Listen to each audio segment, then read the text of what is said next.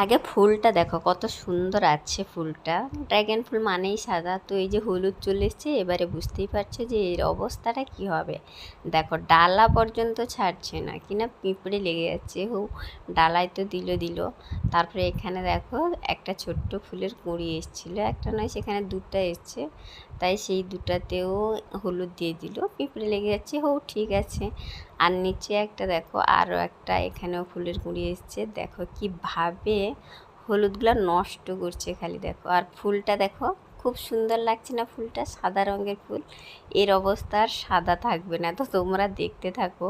আর হলুদটা দেওয়ার অবস্থা দেখো, হোলিরও হার মানিয়ে দিয়েছে, মানে হোলি এর কাছে ফিকা পড়ে যাবে, এতটা হলুদ দিচ্ছে। দেখেই বুঝতে পারছো, পুরো উড়ে যাচ্ছে, তবুও হলুদগুলা এনেছে, মানে সবগুলা হলুদ দিয়ে দিতেই হবে, পিঁপড়ে লেগে যাচ্ছে না। তো আমার ড্রাগন গাছের ফুল হয় সাদা, কিন্তু এবারে এই ফুলটা আর সাদা থাকলো না, হলুদ ফুল হয়ে গেছে। তো এইরকম তোমাদেরও কার কার ঘরে এইরকম বাচ্চারা করে, কমেন্টে বলো।